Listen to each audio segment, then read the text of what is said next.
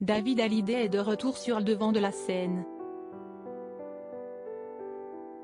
6 ans après la mort de Johnny Hallyday, son fils a décidé de se raconter, dans un documentaire sobrement intitulé David Hallyday, diffusé le 3 avril prochain sur Canal+ Doc et Mi-Canal. À l'occasion de cette actualité, le père de Cameron était l'invité de Philippe Vandel, dans l'émission Culture Média, ce mercredi 29 mars. Pourquoi avoir eu envie d'ouvrir maintenant les portes de votre intimité aux caméras? S'est interrogé le journaliste d'Europe 1.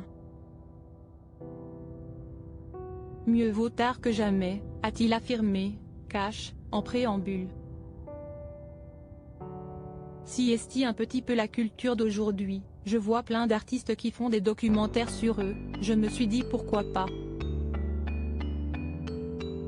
Et puis si est important de laisser des traces chez moi, pour les futures générations, si jamais la curiosité envahirait leurs esprits.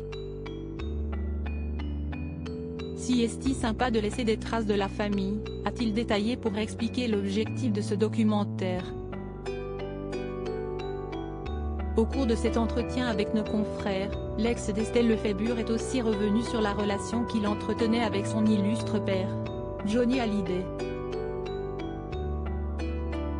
La relation avec son père, si est toujours quelque chose d'assez animal finalement. On est en compétition avec son père quand on est petit, on essaie de faire aussi bien.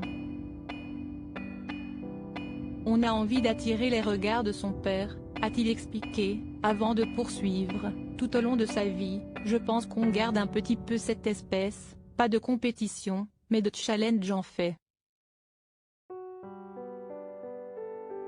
On a envie d'être reconnu aussi et je pense que si est propre à l'être humain de vouloir être aimé, a confié David Hallyday, précisant qu'il n'a jamais été en compétition dans le métier avec son défunt père. Supérieur à David Hallyday, qui sont les femmes de sa vie? David Hallyday, ce que Johnny lui a refusé dans ce documentaire prochainement diffusé sur Canal+, que Gala a pu visionner en avant-première. David Hallyday est aussi revenu sur l'influence de son père dans le choix de son nom de scène. Si le musicien avait l'intention de se faire connaître sous le nom de David Smith, Johnny Hallyday lui a fait comprendre que ce n'était pas une bonne idée. Il m'a dit, tu ne peux pas t'appeler comme ça.